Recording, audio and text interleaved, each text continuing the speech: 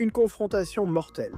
Un adolescent est mort, un autre se bat pour son avenir. Aujourd'hui, procureurs et avocats ont offert des versions très différentes de ce qui s'est passé sous une tente bondée lors d'une compétition d'athlétisme interrompue par la pluie. Une confrontation qui s'est terminée par la mort d'Austin Metcalf, poignardé, et Carmelo Anthony risquant une peine de prison à vie. Pourquoi cet adolescent a-t-il amené un couteau à la compétition d'athlétisme ? Que s'est-il passé sous la tente durant l'interruption pour pluie? Nous avons appris une nouvelle information choquante concernant le couteau qui aurait été utilisé pour tuer Austin Metcalf. Nous sommes dans la salle d'audience alors que le mystère au cœur de cette affaire commence à se dévoiler. C'est On the Case, présenté par Law and Crime. Je m'appelle Chris Stewart.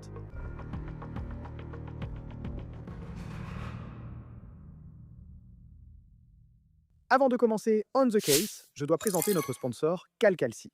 Si vous voulez gagner de l'argent sur des événements réels, CalCalci, le plus grand marché de prédiction aux États-Unis, le permet. Et avec mon code OTC, vous pouvez obtenir 10 $ lorsque vous échangez 10 $.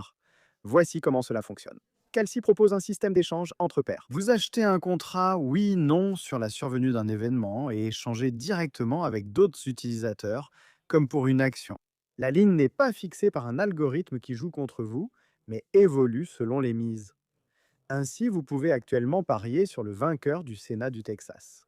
James Talarico, qui se négocie actuellement à 41%, ce qui signifie qu'un pari de 50 $, rapporte 122 $, 122 $ si la prédiction est correcte. Et à mesure que cette probabilité évolue, vous pouvez acheter ou vendre votre position à tout moment pour sécuriser un profit ou limiter une perte. Calci est approuvé par la CFTC et réglementé au niveau fédéral, ce qui permet sa disponibilité dans tout le pays, y compris en Californie et au Texas. Alors téléchargez l'application CalCalci et utilisez le code OTC pour obtenir 10 $ lorsque vous échangez 10 $. K-A-L-S-H-I Calci.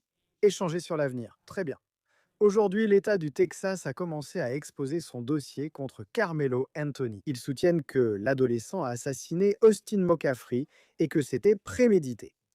Une vidéo de l'incident présumé a été présentée au tribunal aujourd'hui. Et Cody Thomas de Cour TV couvre ce procès depuis la salle d'audience pour nous. Il a vu cette vidéo de ses propres yeux. Il va me rejoindre dans un instant pour analyser ce qu'il a vu. Pour rappel, il y a beaucoup de restrictions concernant la façon dont nous couvrons ce procès, car le juge n'a autorisé aucune caméra, aucun enregistrement audio, ni diffusion en direct de ce procès. Donc vraiment, la seule façon d'obtenir des informations sur cette affaire est de nous suivre ici sur l'affaire, ainsi qu'avec Cody Thomas de Cour TV. Commençons par le début de la journée. Regardez cette vidéo drone filmée à l'extérieur du tribunal, avant les déclarations d'ouverture, montrant une file de personnes dans le comté de Collin, près de Dallas. Nous pensons qu'il y avait environ 200 personnes à l'extérieur du tribunal qui essayaient d'entrer pour assister à ce procès. Et il n'y a que 27 places dans la salle d'audience. Maintenant, avant de parler des arguments des procureurs et des avocats de la défense lors de leur déclaration d'ouverture, nous devons parler de ce jury. Écoutez, il ne fait aucun doute que la question raciale est l'un des éléments qui a placé cette histoire au centre de beaucoup d'attention, en plus du fait qu'un jeune homme a perdu la vie lors d'une compétition d'athlétisme. Et la composition raciale de ce jury attire certainement l'attention ici. Ce jury était composé de 12 personnes. On nous dit qu'il est composé de 3 femmes asiatiques, d'une femme d'origine moyen-orientale et d'une femme de couleur, mais apparemment, il n'y a aucun Afro-Américain dans ce jury, et le reste du jury est composé d'hommes blancs. Selon des rapports locaux, 3 femmes afro-américaines ont été exclues du jury, accusées de partialité car elles refusaient de condamner Carmelo Anthony. Le tribunal a examiné plus de 600 jurés potentiels lors du processus de sélection. Et on nous a dit qu'une question qui a posé problème à beaucoup de personnes était de savoir s'ils pouvaient condamner un adolescent et l'envoyer en prison à vie. Maintenant, Carmelo Anthony est cet adolescent. Et il est accusé de meurtre au premier degré dans la mort d'un autre adolescent nommé Austin Metcalf. Nous n'avons pas vu Anthony à l'extérieur du tribunal comme lors de sa libération sous caution l'an dernier. La route autour du tribunal a été bloquée et il semble que Carmelo soit amené au tribunal à l'abri des caméras. Encore une fois, des règles très strictes ont été imposées par le juge pour ce procès. Nous ne pouvons pas filmer à l'intérieur du tribunal. Nous ne pouvons pas filmer le procès. Nous ne pouvons pas le diffuser en direct. Donc nous n'avons que les témoignages des personnes qui y assistent directement, comme Cody. Aujourd'hui, les procureurs ont dévoilé de nouvelles informations inconnues avant les déclarations liminaires. Avant d'y parvenir, je souhaite vous présenter la chronologie. Et je vais présenter cette chronologie en utilisant les points de vue de l'accusation et de la défense. Tout cela s'est passé l'année dernière, le 2 avril, lors d'une compétition d'athlétisme pour les lycées locaux à Frisco, au Texas. Il y a le lycée d'Austin Metcalf et celui de Carmelo Anthony, deux écoles participantes à cette compétition d'athlétisme. Tout a changé lorsqu'un orage est arrivé dans la région et a retardé cette compétition d'athlétisme. Donc tout le monde retourne peut-être à son bus ou peut-être sous une tente. Et le lycée de Carmelo n'avait pas de tente, mais celui d'Austin Metcalf en avait une. Et Carmelo s'est abrité sous la tente du lycée d'Austin Metcalf. Maintenant, c'est là que les versions des faits diffèrent beaucoup entre l'accusation et la défense. Donc vous avez l'accusation qui dit que l'équipe de Metcalf a demandé à Carmelo Anthony de quitter la tente. Mais Carmelo a refusé de bouger. Et la défense dit que la raison pour laquelle Carmelo est allé sous la tente, c'est parce qu'il avait reconnu un ami proche de la famille de sa petite amie. Maintenant, la défense dit qu'une fois qu'Austin Metcalf et son frère jumeau ont remarqué Carmelo, ils lui ont demandé de partir. Carmelo ne comprenait simplement pas pourquoi sa présence sous la tente posait problème. Maintenant, l'accusation affirme que lorsque Carmelo a été prié de quitter la tente, il a dit quelque chose comme Fais-moi partir. Et lorsque Austin Metcalf s'est approché de Carmelo pour lui dire de partir, ils ont fini par échanger quelques mots. Et c'est à ce moment-là que Carmelo Anthony aurait poignardé Austin Metcalf dans la poitrine. Et une information importante, qui est nouvelle pour nous, concerne l'arme du crime présumé. Les procureurs affirment qu'il s'agissait d'un couteau pliant et que ce couteau était déjà ouvert. Et ils affirment que le couteau était prêt. Et ils disent que Carmelo Anthony cherchait une raison de s'en servir. Ils disent que Carmelo a provoqué Austin Metcalf pour l'entraîner dans une confrontation, mais la défense donne une version très différente de l'accusation. Ils soutiennent que Carmelo a dû agir en légitime défense. Ils disent alors qu'Austin Metcalf était l'agresseur. Ils disent qu'Austin a été le premier à avoir un contact physique avec Carmelo et que Carmelo a dû réagir dans un moment de chaos et il a utilisé ce couteau pour se protéger. Donc après le coup de couteau, Carmelo s'est enfui. L'accusation soutient que le fait qu'il ait laissé tomber le couteau et qu'il se soit enfui prouve sa culpabilité. Ils affirment aussi qu'il aurait tenté de se fondre dans la foule lorsque les gens l'ont cherché. La défense affirme que Carmelo a fui car il se défendait et tentait de sortir de cette situation. Ils affirment qu'il a rejoint un entraîneur jusqu'à l'arrivée de la police. Carmelo aurait alors déclaré « Il n'y a rien de présumé. Je l'ai fait. » Et les procureurs disent que cela prouve que Carmelo savait ce qu'il avait fait. Ils disent aussi que Carmelo a déclaré, je cite, « Je lui ai dit de ne pas le faire », en parlant d'Austin Metcalf. Et ils disent que cela montre aussi que Carmelo n'avait pas peur pour sa vie, que Carmelo, selon eux, a assassiné Austin Metcalf. Maintenant, la défense, elle voit la séquence des événements un peu différemment. Ils disent que le fait que Carmelo ait dit « ce n'est pas une allégation, je l'ai fait », cela ne prouve rien. Ils disent qu'au contraire, cela montre qu'il ne cachait pas le fait qu'il était impliqué dans cette altercation et qu'il a dû le faire parce que c'était de la légitime défense. Maintenant, bien sûr, une grande question soulevée par les procureurs dès le début ce matin est, je pense, une question qui plane sur ce procès. Et c'est pourquoi un gamin de 17 ans qui participe à une compétition d'athlétisme au lycée en milieu de semaine, pourquoi a-t-il besoin d'apporter un couteau avec lui? Nous évoquerons bientôt la stratégie de la défense sur ce point. La défense a commencé sa déclaration liminaire aujourd'hui en présentant Carmelo Anthony non comme un meurtrier, mais comme un bon garçon. C'est un gars élu capitaine de son équipe de football sans antécédent judiciaire. Il a plusieurs emplois et aime les échecs ainsi que le camping.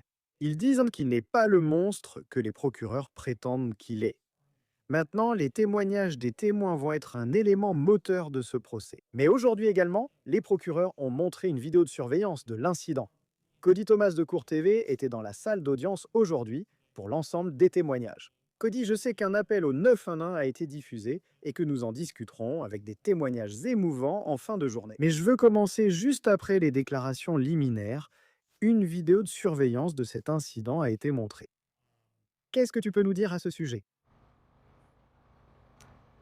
Oui, Chris, il y avait 5 angles différents. La vidéo de surveillance donnait l'impression que les caméras étaient installées sur les lampadaires à l'intérieur du stade de football du lycée, parce que les plans étaient très larges. Le premier témoin, un analyste vidéo judiciaire, a examiné et tenté d'améliorer les vidéos.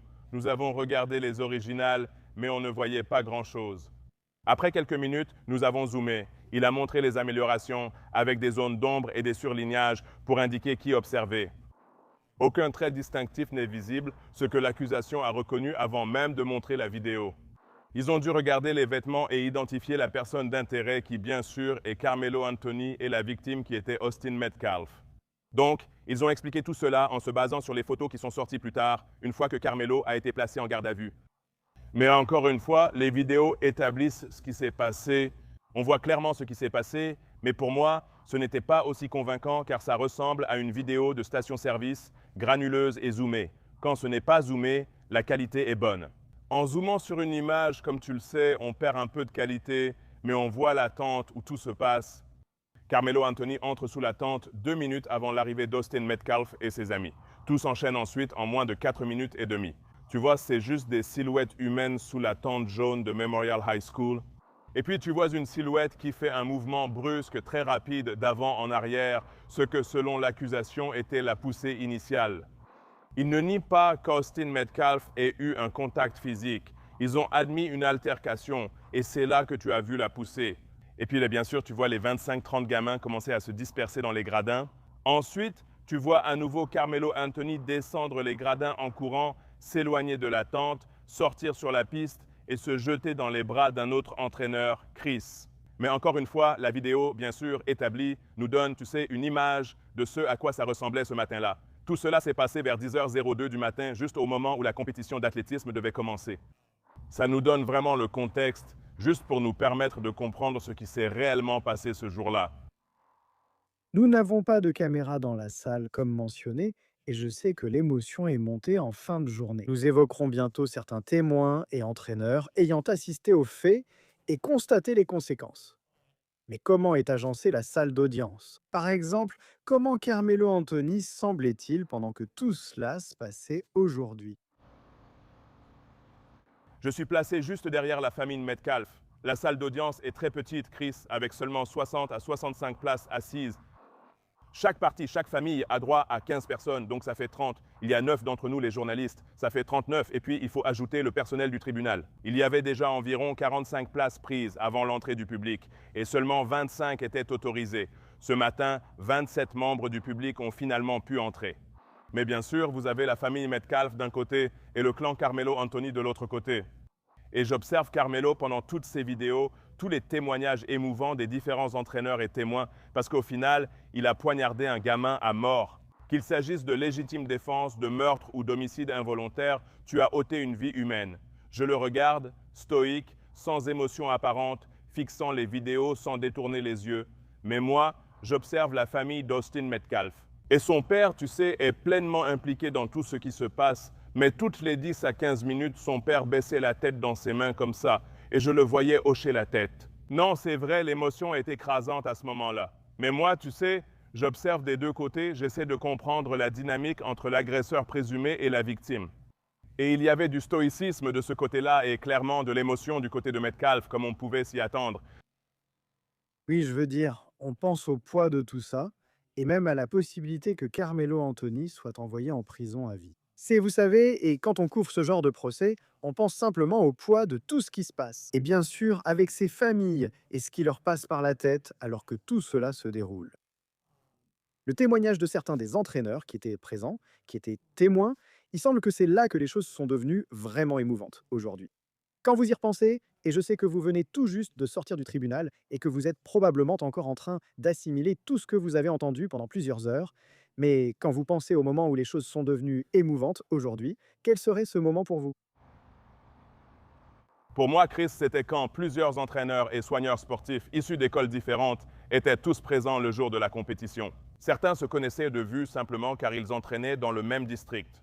Chacun d'eux avait une perspective différente et unique sur ce qui s'est passé, comment ils ont participé à aider Austin et où ils se trouvaient lorsqu'ils ont entendu le tumulte. Mais pour moi, Chris, c'était ce dernier témoin avant que je sorte de la salle d'audience maintenant, un entraîneur nommé Joshua Redmond, qui était coordinateur défensif, entraîneur d'athlétisme. Au lycée, le football américain et l'athlétisme vont souvent de pair. Il était présent lors de la compétition d'athlétisme avec le lycée Liberty, dont la tente était à 6 mètres de celle du lycée Mémorial, où l'agression au couteau a eu lieu. Et il a été établi au début de son témoignage qu'il était un vétéran de combat en Irak depuis 14 ans, qu'il a fait 3 missions en Irak et qu'il a vu la mort. C'est un vétéran invalide à 100%. Il a déclaré avoir subi 3 explosions, 2 dans un Humvee et une dans une maison, ayant donc déjà vu des scènes de carnage. Oui. Il raconte qu'il parlait avec un autre entraîneur sans rien entendre, puis soudain, des enfants se sont dispersés en criant et hurlant. Il s'approche et comprend ce qui s'est passé. Il n'a aucun lien avec la famille Metcalf et ne connaît les jumeaux Metcalf que parce que leurs écoles jouent au football. Il dit qu'il arrive là-bas, il voit Austin un peu affaissé contre la clôture sur les gradins et en le regardant, il l'entend dire « J'ai été poignardé » en se tenant l'abdomen. L'entraîneur dit qu'il regarde en bas, il voit le sang qui lui coule entre les doigts et il enlève immédiatement sa veste et commence à appliquer une pression sur la blessure. Et il dit qu'il voit, tu sais, la couleur disparaître du visage d'Austin et finit par voir ses yeux se retourner. Donc, même si tout cela semble émouvant, Chris, c'est cette partie qui m'a touché. Parce qu'il a déjà vu la mort, cet entraîneur qui était un vétéran de combat depuis plus de 10 ans. Le gamin, Austin, il arrête de respirer à un moment donné, il ne sente plus son pouls. Donc, il est là-bas en train de faire la réanimation cardio-pulmonaire, de faire les compressions thoraciques. Un autre entraîneur fait le bouche à bouche. Et donc, il ne respire clairement pas. Et un entraîneur est au téléphone avec le 911. Et puis il commence à parler du type de respiration que beaucoup d'entre nous appellent les derniers souffles. Il regarde l'entraîneur au téléphone avec le 911. Il regarde l'enfant, tu sais, en train de mourir ici. Et ses respirations reviennent. Les derniers souffles arrivent. L'entraîneur au téléphone avec le 911 dit « Il respire à nouveau ». Mais l'entraîneur Redmond, à la barre, savait que c'était la fin car il avait déjà entendu ses derniers souffles, différents de ceux d'une personne en difficulté. Il reconnaissait les derniers instants. Et il a dit qu'il n'a rien dit parce qu'il ne voulait pas tuer, tu sais, le moral et l'espoir. Tu sais, tout le monde espère. Tu sais, tu peux l'entendre sur l'appel au 911 en train de dire « Tu sais, reste avec moi, Austin, reste avec moi. Allez, tu es là, tout va bien. » Il a dit que même en faisant les compressions, il a entendu les derniers souffles et savait que c'était fini. En entendant cela et l'appel au 911 Chris, c'était le moment le plus émouvant pour moi avant de quitter la salle d'audience.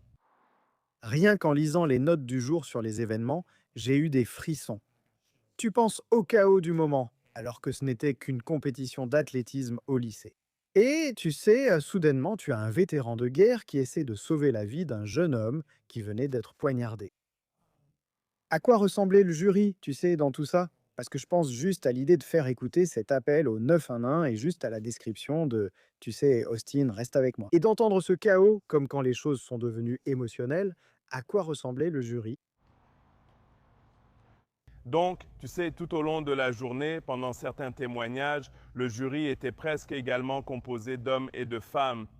Bien sûr, certains secouèrent la tête, fermèrent les yeux ou détournèrent le regard.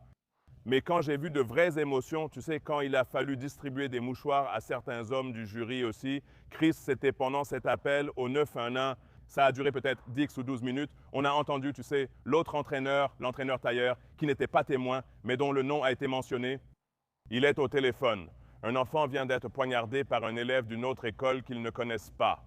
Ce n'était pas vraiment ce que disait l'entraîneur au téléphone avec les opérateurs. En arrière-plan, on entendait surtout les cris « Allez, Austin, reste avec moi ». Et il y a eu un moment, Chris, où tu pouvais littéralement entendre les compressions thoraciques rythmiques. La voix de la personne résonnait contre les gradins, on l'entendait clairement. Et j'ai regardé le jury et tu voyais 2 ou 3 hommes s'essuyer les yeux. Bien sûr, quelques femmes avaient leur visage dans leurs mains, les larmes coulaient. Tu sais, ce n'étaient pas des sanglots audibles, mais on voyait clairement l'émotion gagner tout le jury pendant qu'ils regardaient. Ouais, et je pense aussi à la défense, tu sais, parce que personne ne doute du fait que Carmelo Anthony a poignardé Austin Metcalf. La question est, était-ce un meurtre? Pour de nombreux contre-interrogatoires aujourd'hui, avec des témoignages émotionnels, comment décrirais-tu la stratégie de la défense? Ils essaient en quelque sorte de résister à la tempête d'émotions provoquée par ce que Carmelo Anthony aurait fait à Austin Metcalf. Oui, Chris, tu sais, la défense n'a pas vraiment attaqué aussi agressivement que je le pensais pendant ce témoignage émotionnel, ce qui peut être vu de façon positive ou négative, selon la façon dont on le perçoit et de quel côté on se trouve. Mais l'une des questions que l'avocat de la défense a posées à chaque témoin, tu sais, concerne les tentes. Et beaucoup de ces entraîneurs, tu sais, étant des entraîneurs dans des sports de compétition et faisant partie de la culture de l'athlétisme, parlaient de la culture de l'athlétisme, expliquant comment chaque tente est un peu comme ton vestiaire. Tu sais, par exemple, si tu es en NBA ou en NFL, il y a 2 vestiaires et tu sais, les joueurs ne vont pas d'un vestiaire à l'autre. Et ils essayaient d'expliquer que les tentes, c'était un peu la même chose. Tu peux passer devant et voir un ami que tu connais, tu lui dis salut, ça va, mais tu ne traînes pas sous les tentes. Mais ce sur quoi la défense revenait sans cesse avec chaque témoin, tu sais, c'était toute l'idée du retard à cause de la pluie et du fait qu'il pleuvait fort. Le lycée Centennial où allait Carmelo Anthony était le seul sans tente ce jour-là et il le rappelait à chaque témoin. Saviez-vous que le lycée Centennial n'avait pas de tente? Il répondait qu'il n'était pas au courant. Il ajoutait qu'il était logique qu'un élève veuille s'abriter de la pluie et ils approuvaient en disant que personne ne veut être trempé. Il a posé cette question à chaque témoin. Je comprends la généralité de la question, mais je ne vois pas le lien avec une accusation de meurtre au premier degré. Mais à part ça, Chris, il n'a pas vraiment insisté de manière agressive sur quoi que ce soit, malgré tous ces témoignages émotionnels aujourd'hui. Oui, j'ai trouvé ça intéressant parce qu'on a constamment évoqué la culture de l'athlétisme à propos de ces tentes. Et, tu sais, peut-être parler de pourquoi Carmelo Anthony était là, et ensuite ce qui a mené à une confrontation sur la raison pour laquelle Austin Metcalf voulait vraiment que Carmelo Anthony sorte de sous cette tente. Un témoin qui m'a marqué, je crois qu'il s'appelle Vincent Hooper, et c'était un autre entraîneur. Il est l'entraîneur principal de football, et beaucoup de ses entraîneurs entraînent aussi l'athlétisme, bien sûr, au lycée Héritage.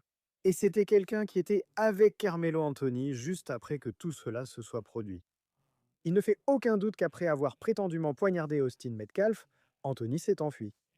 La question est, l'a-t-il fait en sachant qu'il avait commis un meurtre et cherchait-il à s'échapper? Ou était-ce une situation où il se défendait et essayait simplement de s'éloigner de la situation? Qu'est-ce qui vous a marqué dans ce que Vincent Hooper a dit concernant ce que Carmelo Anthony faisait juste après avoir poignardé Austin Metcalf?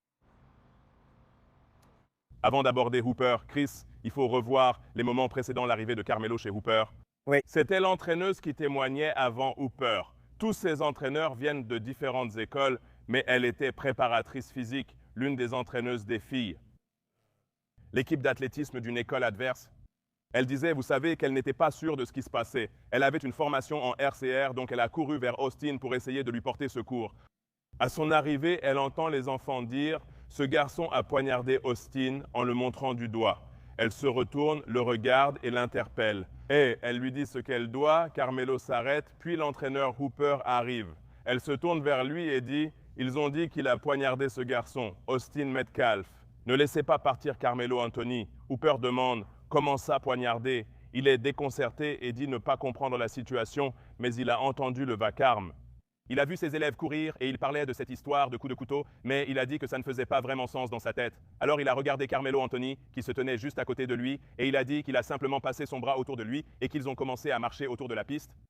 Et Hooper a dit qu'il l'a regardé et lui a dit « Tu as poignardé quelqu'un, fiston ». Et puis Carmelo lui répond « Il m'a mis la main dessus. Tu sais, il m'a mis la main dessus. Ouais, je l'ai poignardé. » Et Hooper dit qu'il l'a regardé et lui a dit « Tu sais, si ce gamin meurt, ta vie entière va changer aujourd'hui. » Et puis il a dit que Carmelo l'a regardé et lui a répondu « Il ne va pas mourir ». Hooper a dit « D'accord, mais s'il meurt ». Avant qu'il termine, Carmelo pleurait déjà et ils ont continué à marcher. Et l'entraîneur Hooper a dit qu'il sentait que les émotions de Carmelo étaient sincères. Il a dit qu'il ne pensait pas que c'était une sorte de mise en scène. Je veux dire, il pleurait littéralement quelques instants après ce qui s'est passé. Donc c'était en quelque sorte un moment intime qu'il décrivait. Et vous savez, vous regardez un gamin de 17 ans qui vient de commettre la plus grosse erreur de sa vie ici. Donc ça m'a vraiment marqué, Chris, juste l'intimité de ce dont il parlait. Il marche simplement avec ce gamin dont la vie a clairement changé depuis l'année dernière, depuis avril 2025. Oui, et repensez encore à ce que pourrait être sa réalité si le verdict est de culpabilité. Bien sûr, ce n'est que le premier jour de ce procès où Carmelo Anthony est accusé de meurtre au premier degré. Cody Thomas de Court TV a fait un travail incroyable aujourd'hui. Je sais que ce sont de longues heures passées là-bas à suivre chaque détail, mais c'est génial pour nous parce que bien sûr, nous ne pouvons pas avoir de caméra dans la salle d'audience pour voir par nous-mêmes. Donc, tu es nos yeux, tu es nos oreilles là-bas. Merci comme toujours de prendre le temps. Nous t'en sommes reconnaissants.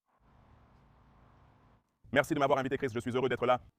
C'est tout pour On the Case présenté par Law and Crime. Abonnez-vous sur YouTube et Spotify. Nous sommes aussi désormais disponibles sur Peacock. Je suis Chris Stewart. À bientôt.